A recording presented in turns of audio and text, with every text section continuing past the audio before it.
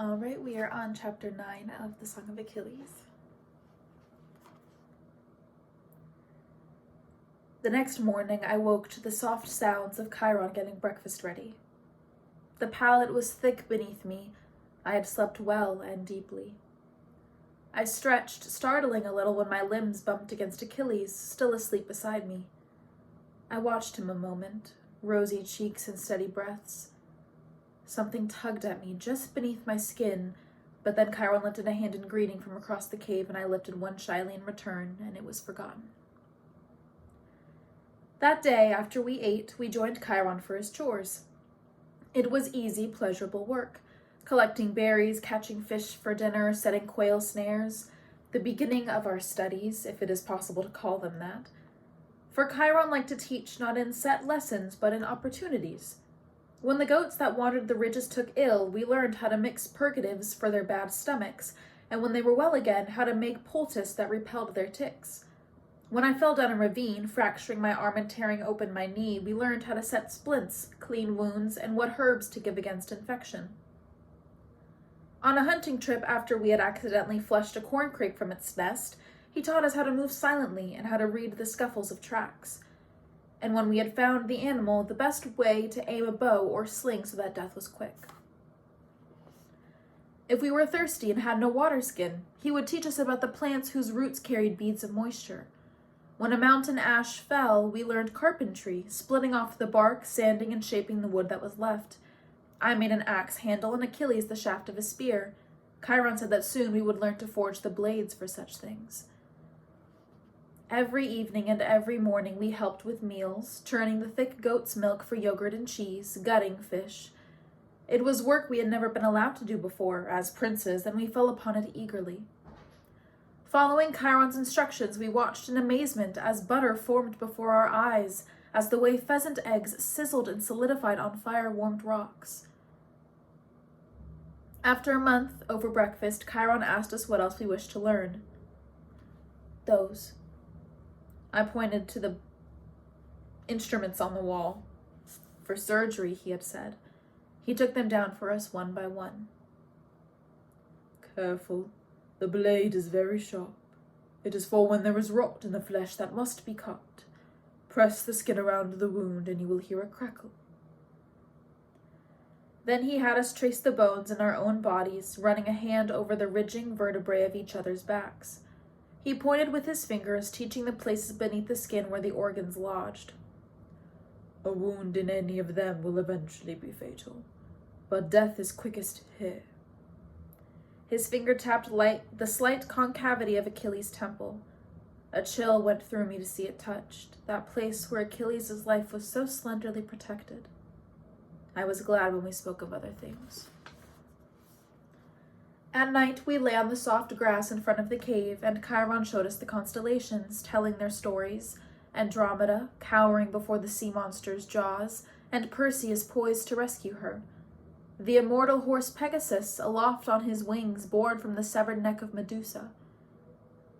He told us too of Heracles, his labors and the madness that took him.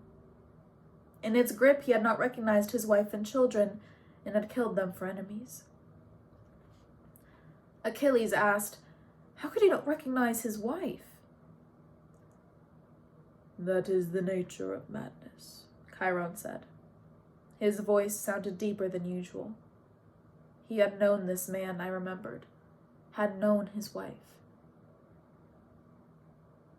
But why did the madness come? The gods wished to punish him, Chiron answered. Achilles shook his head impatiently. But this was a greater punishment for her. It was not fair for them. There is no law that gods must be fair, Achilles, Chiron said, and perhaps it is the greater grief, after all, to be left on earth when another is gone, do you think? Perhaps, Achilles admitted. I listened and did not speak. Achilles' eyes were bright in the firelight, his face drawn sharply by the flickering shadows. I would know it in dark or in disguise, I told myself. I would know it even in madness. Come, said Chiron. Have I told you the legend of Asclepius and how he came to know the secrets of healing? He had, but we wanted to hear it again. The story of how the hero, son of Apollo, had spared a snake's life. The snake had licked his ears clean in gratitude so that he might hear her whisper the secrets of herbs to him. But you were the one who really taught him healing, Achilles said. I was. You do not mind that the snake gets all the credit? Chiron's teeth showed through his dark beard. A smile. No, Achilles, I do not mind. Later, Achilles would play the lyre as Chiron and I listened. My mother's lyre. He had brought it with him. I wish I had known, I said the first day when he had showed it to me. I almost did not come because I did not want to leave it. He smiled. Now I know how to make you follow me everywhere. The sun sank below Pelion's ridges, and we were happy. Time passed quickly on Mount Pelion, days slipping by in idle. The mountain air was cold now in the mornings when we woke, and warmed only reluctantly in the thin sunlight that filtered through the dying leaves. Chiron gave us furs to wear and hung animal skins from the cave's entrance to keep the warmth in. During the days, we collected wood for winter fires, or salted meat for preserving. The animals had not yet gone to their dens, but they would soon, Chiron said. In the mornings, we marveled at the frost-etched leaves. We knew of snow from bards and stories. We had never seen it. One morning, I woke to find Chiron gone. This was not unusual. He often rose before we did, to milk the goats or to pick fruits for breakfast.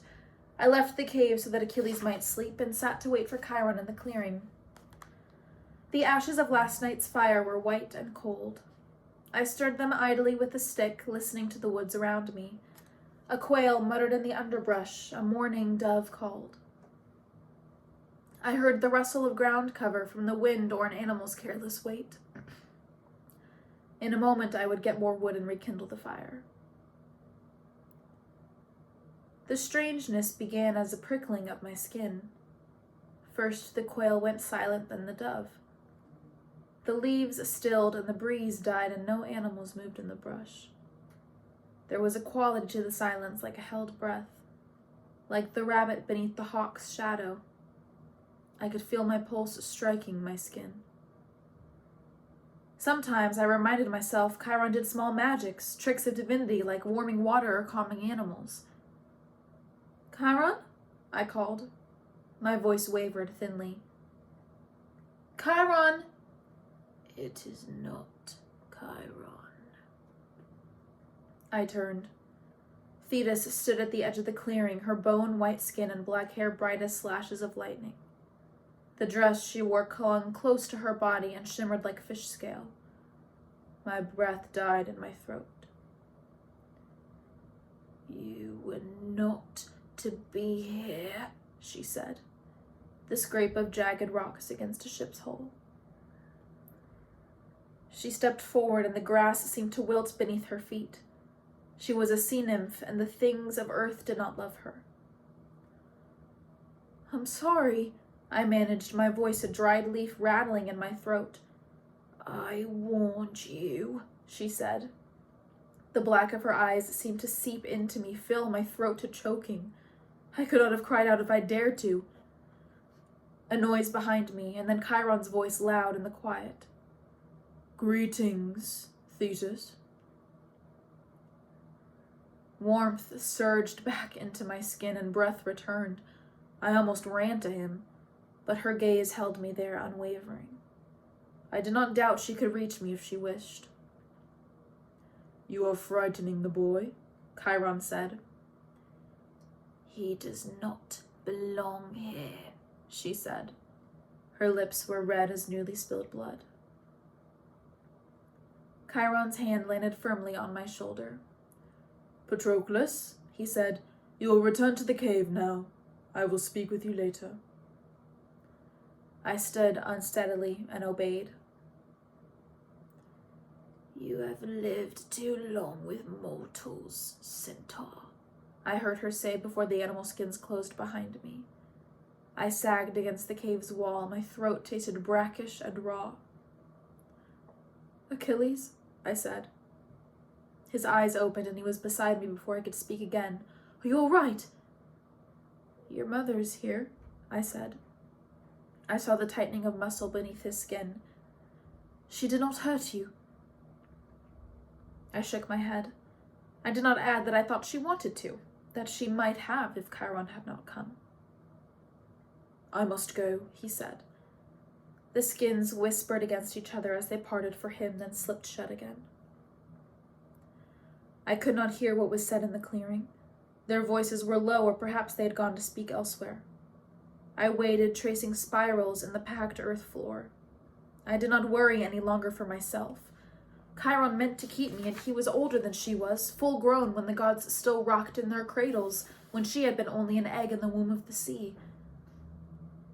But there was something else less easy to name, a loss or lessening that I feared her presence might bring.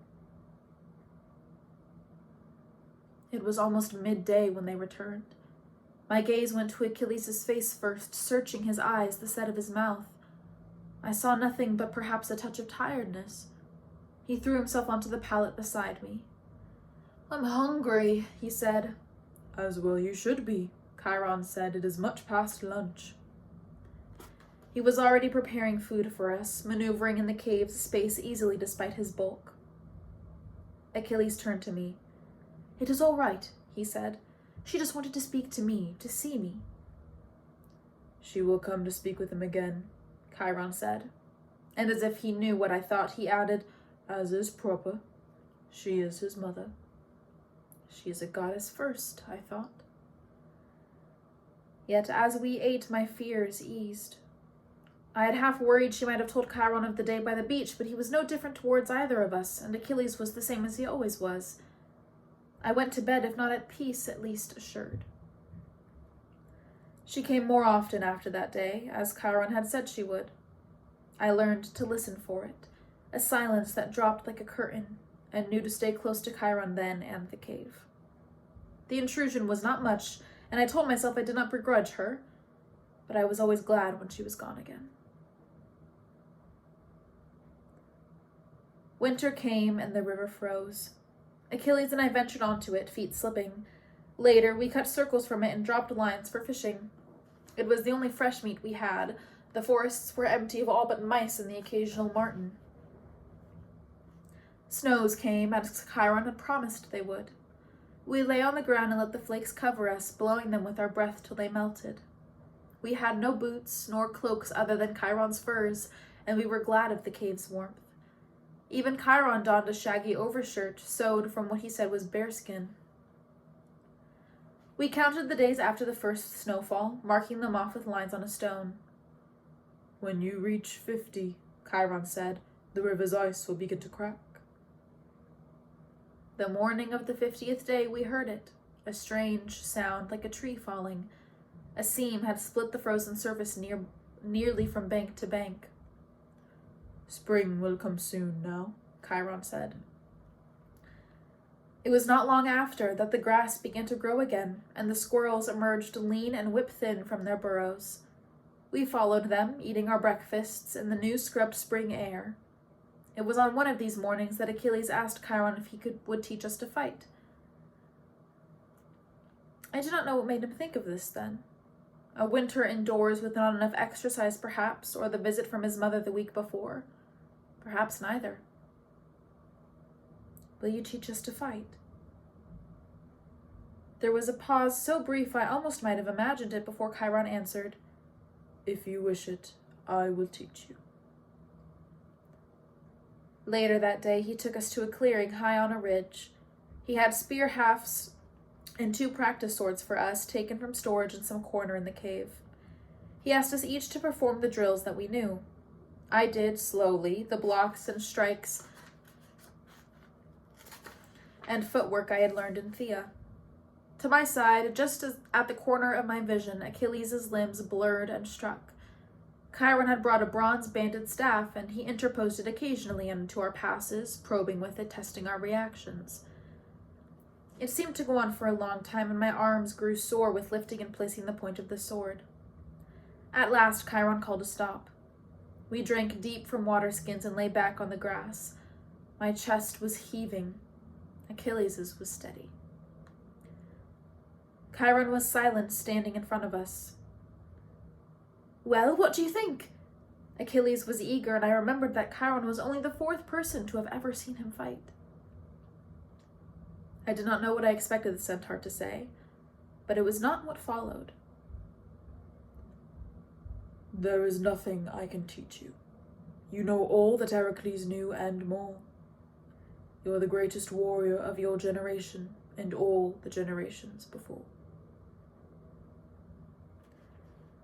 A flush stained Achilles' cheeks. I could not tell if it was embarrassment or pleasure or both. Men will hear of your skill, and they will wish for you to fight their wars. He paused. What will you answer? I do not know, Achilles said. That is an answer for now. It will not be good enough later, Chiron said. There was a silence then, and I felt the tightness in the air around us. Achilles' face, for the first time since we had come, looked pinched and solemn. What about me? I asked. Chiron's dark eyes moved to rest on mine. You will never gain fame from your fighting. Is this surprising to you? His tone was matter-of-fact, and somehow that eased the sting of it. No, I said truthfully. Yet it is not beyond you to be a competent soldier. Do you wish to learn this? I thought of the boy's dulled eyes, how quickly his blood had soaked the ground. I thought of Achilles, the greatest warrior of his generation. I thought of Thetis, who would take him from me if she could. No, I said. And that was the end of our lessons in soldiery. Spring passed into summer, and the woods grew warm and abundant, lush with game and fruit. Achilles turned 14, and messengers brought gifts for him from Peleus. It was strange to see them here, in their uniforms and palace colors. I watched their eyes flickering over me, over Achilles, over Chiron most of all. Gossip was dear in the palace, and these men would be received like kings when they returned. I was glad to see them shoulder their empty trunks and be gone. The gifts were welcome, new lyre strings and fresh tunics spun from the finest wool. There was a new bow as well, and arrows tipped with iron. We fingered their metal, the keen-edged points that would bring down our dinners in days to come. Some things were less useful. Cloaks stiff with inlaid gold that would give the owner's presence away at 50 paces, and a jewel-studded belt too heavy to wear for anything practical. There was a horse coat as well, thickly embroidered, meant to adorn the mount of a prince. I hope that is not for me, Chiron said, lifting an eyebrow. We tore it up for compresses and bandages and scrub cloths. The rough material was perfect for pulling up crusted dirt and food. That afternoon we lay on the grass in front of the cave. It has been almost a year since we came, Achilles said. The breeze was cool against our skin. It does not feel so long, I answered. I was half sleepy, my eyes lost in the tilting blue of the afternoon sky. Do you miss the palace? I thought of his father's gifts, the servants and their gazes, the whispering gossip they would bring back to the palace. No, I said. I don't either, he said. I thought I might, but I don't. The days turned, and the months, and 2 years passed. And that's the end of chapter 9.